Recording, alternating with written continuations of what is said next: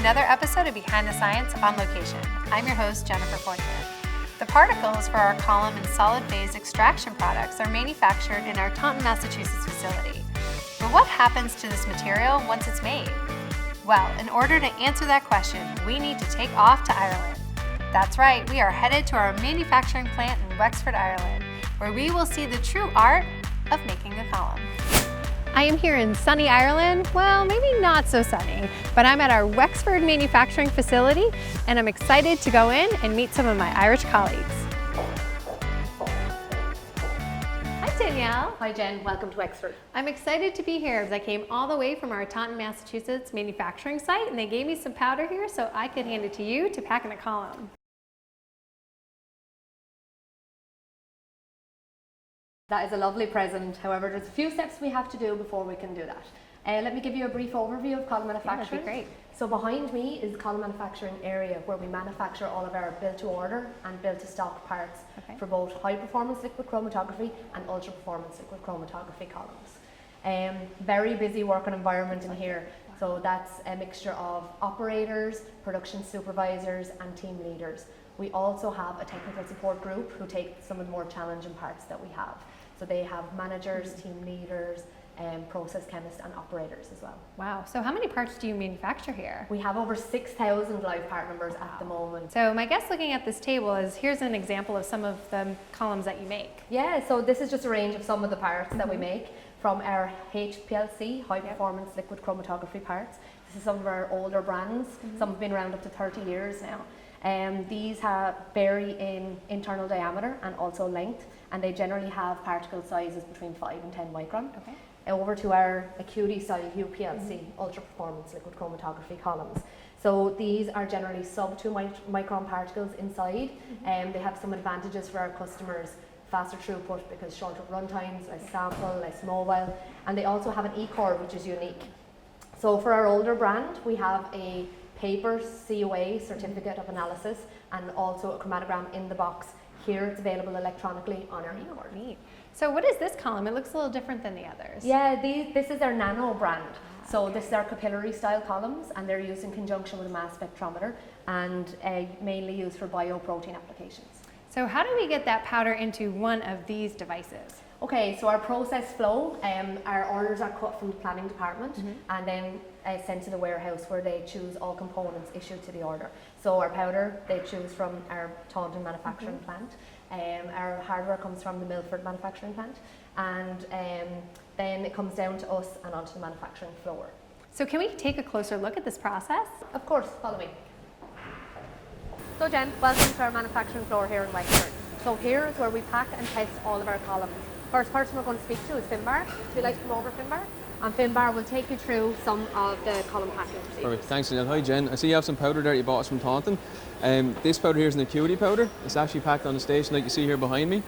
And what we do is we mix this powder into solution. We pack it into a column like this using the station at pressure, and then the column is closed up and then it's ready to move on to the testing phase.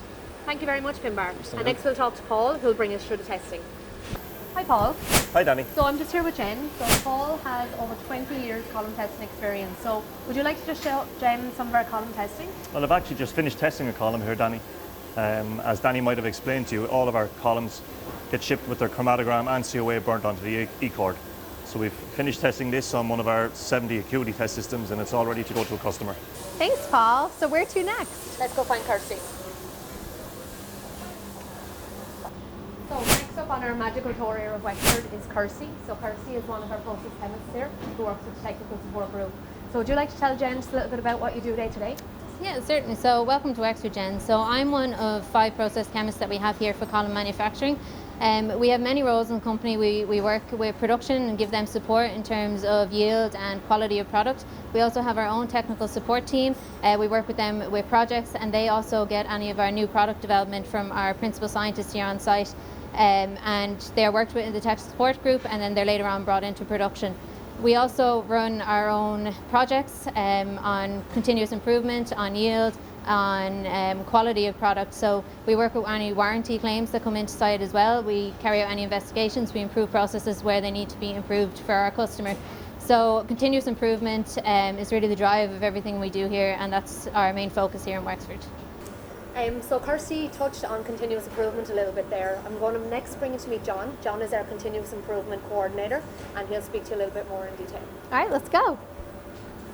Hi John. Hey Danielle. John, this is Jen. Jen. Would you like How to are tell Jen a little bit about some of the continuous improvement activities we do here in Wexford? Yeah, welcome to Wexford. So there's many CI activities we have here in Wexford.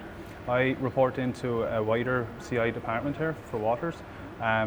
Primarily, I report into column manufacturing. Some of the main focus that we have in column manufacturing area would be 5S, there's innovation, there's A3C4, so structural problem solving, and also what we have on the board here is standard work projects as well. So job breakdown sheet would primarily be standard work, so it's job breakdown sheet.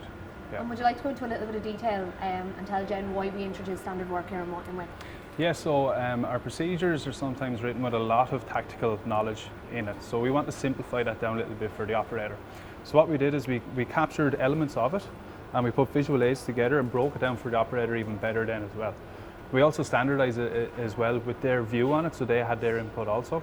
And from that, it's been absolutely brilliant for training of new operators and standardizing our manufacturing processes here in column manufacturing as well. Perfect. Yeah. Thank you very much, good. John. Yeah. Would you like to go to? Thank you. Danielle, thank you for taking me on this magical factory tour. I learned so much today. You're very welcome. I'm here 8 years now and I think I've learned something too. So when you came here first, you gave me a present. I would like to return the favor. Thank you, my very own specially packed column. Now I can go home happy. To make an efficient, robust, and reproducible column, stringent care is taken in the making of the particle as well as the packing of the column. If you want to hear more stories about water's quality, check out the links below. And join us next time for another episode of Behind the Science on Location.